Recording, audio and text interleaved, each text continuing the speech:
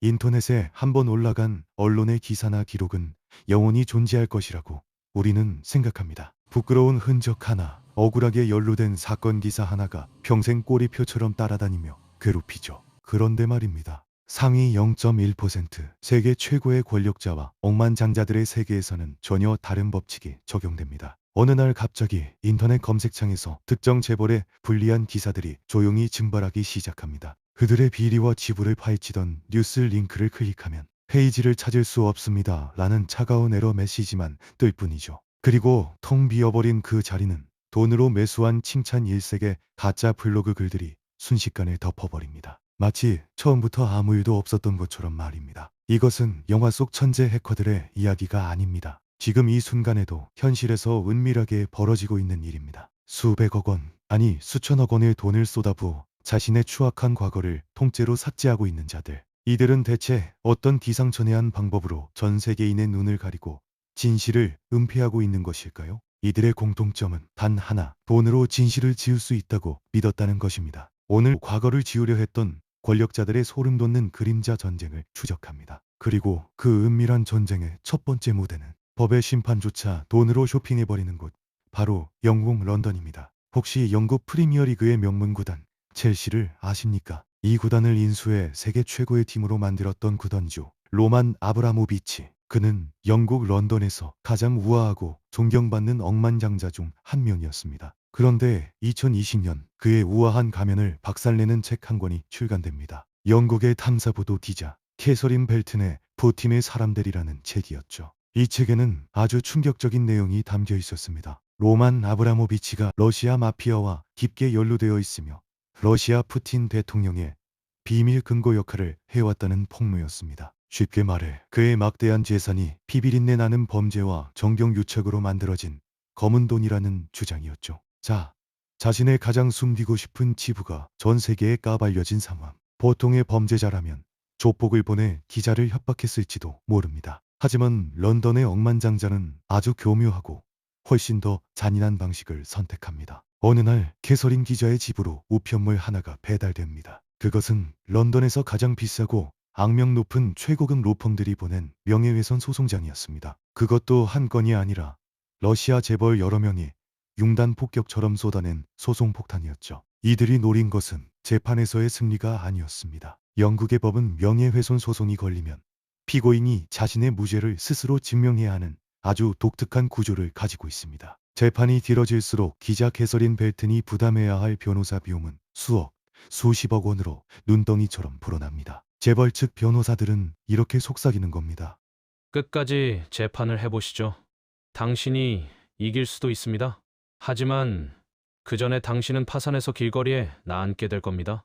이것이 바로 상위 0.1%가 진실을 지우는 마법, 이른바 합법적 입막음 소송의 실체입니다. 돈으로 영국의 법정을 쇼핑하고 막강한 자본력으로 평범한 기자의 숨통을 서서히 조여가는 것이죠. 결국 감당할 수 없는 소송비의 압박에 시달리던 영국의 출판사들은 백기를 들고 맙니다. 책의 내용을 수정하겠다고 합의하고 만 것이죠. 향후 출판되는 모든 판본에서 해당 구절을 삭제하거나 수정하기로 동의했습니다. 푸틴의 사람들이라는 책은 지금도 서점에 꽂혀 있습니다. 하지만 우리가 읽는 그 책은 억만장자의 심기를 건드린 문장들이 법의 이름으로 합법적으로 도려내진 수정된 버전입니다. 총 한 발 쏘지 않고 돈과 법이라는 무기로 자신들의 더러운 과거를 완벽하게 세탁해낸 것이죠. 가진 자들이 법을 무기로 진실을 삭제하는 이 소름 돋는 현실. 그런데 영국의 재벌들이 법이라는 점잖은 무기를 썼다면 미국 실리콘밸리에는 차원이 다른 복수극을 펼친 더욱 무자비한 사냥꾼이 존재했습니다. 기사를 내리는 정도가 아니라 아예 언론사 자체를 지구상에서 지워버린 전무후무한 사건이었죠. 그 주인공은 바로 피터 틸. 일론 머스크와 함께 페이팔을 창업하고 페이스북의 첫 번째 투자자로 나서며 수십조 원의 부를 거머쥔 실리콘밸리의 제왕이죠. 그는 돈과 기술로 세상의 모든 것을 통제할 수 있다고 믿는 사람이었습니다. 그런데 2007년 그의 완벽한 성공에 폭탄이 하나 떨어집니다. 미국의 유명 가십 언론사 가우쿠가 피터 틸의 동성애 사실을 폭로하는 기사를 터뜨린 겁니다. 자신의 가장 은밀한 사생활이 전 세계의 조롱거리가 된 순간 보통의 억만장자라면 당장 변호사를 앞세워 가우코를 고소했을 겁니다. 하지만 피터 틸은 아주 영리하고 무서운 사람이었습니다. 그는 자신이 직접 소송을 걸면 언론의 스포트라이트가 더 집중되고 결국 자신의 사생활만 더 파헤쳐질 것이라는 걸 알고 있었습니다. 그래서 그는 아무런 대응도 하지 않습니다. 침묵 속으로 사라진 겁니다. 무려 10년 동안이나 말이죠. 하지만 그 10년은 포기의 시간이 아니었습니다. 그는 막대한 자본을 동원해 비밀 변호사팀을 꾸렸습니다. 목표는 단 하나, 가우커의 약점을 찾아내어 회사를 완전히 파산시키는 것입니다. 피터 틸은 자신이 직접 나서면 대신 가우커를 무너뜨릴 완벽한 대리인을 찾아 헤맵니다. 그리고 마침내 완벽한 사냥감을 발견합니다. 바로 미국의 전설적인 프로레슬러 헐크 호건이었습니다. 당시 헐크 호건은 지인의 부인과 찍힌 은밀한 사생활 영상이 가우커에 유출되면서 엄청난 고통을 받고 있었습니다. 호건은 가우커를 상대로 소송을 걸었지만 거대 언론사인 가우커에 막강한 변호인단을 단해낼 재간이 없었죠. 소송 비용은 바닥을 드러내고 있었고 호건은 패소하기 직전이었습니다. 바로 그때 기적 같은 일이 벌어집니다. 헐크 호건 측 변호인단에 출처를 알 수 없는 어마어마한 자금이 쏟아져 들어오기 시작한 겁니다. 최고급 변호사들이 줄지어 합류했고 재판의 판세는 순식간에 뒤집혔습니다. 가우커 측은 당황했습니다. 파산 직전의 한물간 레슬러가 대체 어디서 이런 큰 돈이 들어왔는지 알 수 없었죠. 이때 그 돈의 출처는 바로 피터 틸이었습니다. 그는 헐크 호건의 소송 비용으로 무려 130억 원, 약 1천만 달러라는 막대한 돈을 몰래 대납하고 있었습니다. 자신의 이름은 철저히 그림자 속에 숨긴 채 헐크 호건이라는 아바타를 내세워 가우커의 숨통을 끊어버릴 대리전을 치른 것입니다. 결과는 어떻게 되었을까요?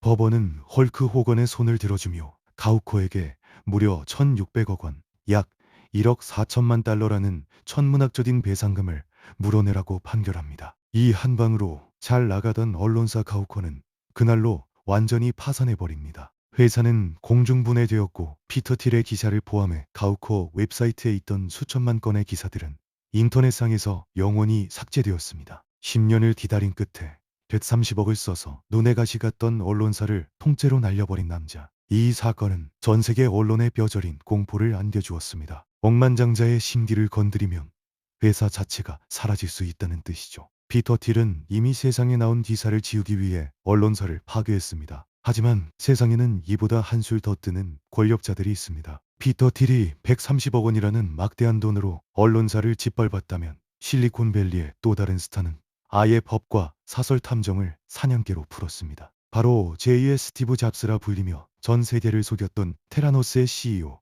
엘리자베스 홈즈입니다. 그녀가 만든 가짜 혈액 검사기의 실체를 눈치챈 사람은 당시 20대 초반의 연구원 타일러 슐츠였습니다. 진실이 새어나갈 위기에 처하자 홈즈는 미국 최고의 거물급 변호사 데이비드 보이스를 고용합니다. 수조 원의 기업 가치를 지닌 CEO가 고작 20대 청년의 입을 막기 위해 선택한 방법은 상상을 초월할 만큼 끔찍하고 집요했습니다. 타일러 슐츠는 단순한 직원이 아니었습니다. 그의 할아버지는 미국 국무장관을 지낸 거물이자 홈즈가 만든 회사 테라노스의 핵심 이사인 조지 슐츠였죠. 처음에 할아버지 조지 슐츠는 엘리자베스 홈즈 편을 들었기 때문에 더욱 가중되었으며 홈즈는 이 가족 관계를 아주 악랄하게 이용했습니다. 할아버지를 이간질하면서 손자가 회사 기밀을 훔쳐간 배신자로 몰아갔고 슐츠 타일러는 하루아침에 가족에게서조차 외면받는 철저한 고립 상태에 빠집니다. 하지만 홈즈의 진짜 사냥은 그때부터 시작이었습니다. 그녀는 미국 최고의 거물급 변호사 데이비드 보이스를 앞세워 피말리는 압박을 가합니다. 타일러가 집 밖을 나설 때마다 정체불명의 사설 탐정들이 그의 일거수일투족을 미행했습니다. 차를 타고 이동할 때도 누군가를 만날 때도 심지어 쓰레기를 버리러 나갈 때조차 검은색 SUV가 그의 뒤를 밟았죠. 동시에 로펌에서는 매일같이 협박 편지가 날아왔습니다. 당장 입을 다물지 않으면 수십억 원의 소송을 걸어 평생 빚더미에 앉게 만들겠다는 경고였죠. 20대 사회초년생이 감당하기엔 너무나 거대하고 잔인한 폭력이었습니다. 그 결과 100만 달러가 넘는 벌금을 물게 되었습니다. 결국 타일러를 지키기 위해 그의 부모님은 평생 모은 노후 자금과 집까지 팔아가며 40만 달러, 우리 돈으로 약 5억 원이 넘는 막대한 변호사 비용을 감당해야만 했습니다. 한 가정이 완전히 파산하기 직전까지 몰린 겁니다. 진실을 덮으려는 악당들은 돈으로 악착같이 그들의 가정까지 파괴하려고 했던 것이죠. 하지만 홈즈의 그 거대한 폭력 앞에서도 모든 것을 잃을 각오로 나선 20대 청년의 용기를 끝내 물어뜯지는 못했습니다. 2022년 11월 그녀는 투자자들을 속인 혐의로 11년 이상의 징역형을 선고받았습니다. 그런데 말입니다. 홈즈처럼 무식하게 거대 변호사를 붙이지 않고도 그저 얇은 종이 한 장으로 수많은 사람의 입을 완벽하게 꿰매버린 권력자가 있습니다. 아예 처음부터 사람들의 입을 꿰매든 막아버려 기사 자체가 세상에 나오지 못하게 막는 자들. 그것도 아주 합법적인 종이 쪼가리 한 장으로 말이죠. 이제 무대는 전 세계의 뉴스를 주무르는 미디어 재벌의 은밀한 뒷방으로 향합니다. 이번에 만나볼 인물은 그보다 훨씬 더 교묘하고 신사적인 방법을 썼습니다. 바로 마이클 블룸버그입니다. 그는 전 세계 금융인들이 매일 아침 쳐다보는 블룸버그 단말기를 만들었고 세계적인 미디어 그룹 블룸버그 통신을 세운 언론 재벌입니다. 뉴욕 시장을 3번이나 연임했고 재산만 무려 100조 원이 넘는 엄청난 권력자죠. 전 세계의 정보와 뉴스를 쥐락펴락하는 언론사의 회장님. 그런데 정작 자신의 치부가 담긴 뉴스는 세상에 단 한 줄도 나오지 못하게 철저히 통제했습니다. 대체 어떻게 그게 가능했을까요? 시간은 2020년 미국 대통령 선거 민주당 경선장으로 거슬러 올라갑니다. 대통령이 되겠다는 야망을 품고 출마한 블룸버그. 그런데 TV 토론회에서 경쟁자였던 엘리자베스 워런 의원이 그를 향해 날카로운 비수를 꽂습니다. 블룸버그 후보, 당신의 회사에서 여성 직원들에게 가했던 끔찍한 성차별과 폭언들을 덮으려고 돈 주고 입 막은 여성들이 도대체 몇 명입니까? 생방송을 지켜보던 수천만 명의 미국인들은 충격에 빠졌습니다. 점잖고 능력 있는 억만장자 시장님인 줄 알았는데 회사 안에서는 직원들을 향해 입에 담기 힘든 성희롱과 폭언을 일삼는 독재자였던 겁니다. 더 충격적인 것은 그 다음이었습니다. 피해를 본 여성 직원들이 언론에 이 사실을 폭로하려고 할 때마다 블룸버그 측 변호사들이 조용히 그녀들을 찾아왔습니다. 그리고 두툼한 돈봉투와 함께 서류 한 장을 내밉니다. 바로 비밀유지 계약서였습니다. 당신이 회사에서 겪은 일, 그리고 블룸버그 회장님이 한 말을 무덤에 갈 때까지 절대 입 밖으로 꺼내지 마십시오. 그 대가로 당신의 평생 연봉보다 많은 돈을 드리겠습니다. 만약 이 계약을 어기고 언론에 제보한다면 당신은 우리가 준 돈의 수십 배를 토해내고 감옥에 가게 될 겁니다. 이것은 합의가 아니었습니다.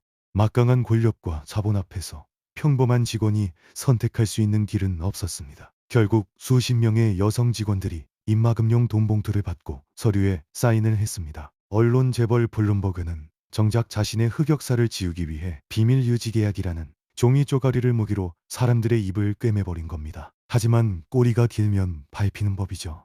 최고의 권력인 대통령 자리까지 노렸지만 그 거대한 야망이 결국 그의 발목을 잡았습니다. 평생을 바쳐 지우려 했던 추악한 과거가 대선이라는 무대 위에서 낱낱이 폭로되어 버렸거든요. 결국 블룸버그는 이 입막음 논란을 극복하지 못하고 대선 후보에서 쓸쓸히 사퇴하고 맙니다. 돈으로 사람의 입을 막고 법으로 기자를 협박하고 거슬리는 언론사는 아예 파산시켜버리는 억만장자들의 세계. 지금까지 보신 것도 충분히 끔찍하지만 진짜 악몽은 아직 시작되지 않았습니다. 이제 우리는 이 모든 수법을 뛰어넘어 아예 전직 스파이까지 고용한 할리우드의 절대 권력자를 만나러 갑니다. 여러분이 아주 잘 아는 그 이름, 바로 하비 와인스틴입니다. 전 세계를 뒤흔든 미투 운동을 기억하실 겁니다. 그 거대한 분노의 시작점에 서 있던 남자. 수십 년간 할리우드를 쥐락펴락하며 오스카 제조기라 불렸던 절대 권력자 하비 와인스틴입니다. 그는 영화의 캐스팅과 배급을 결정짓는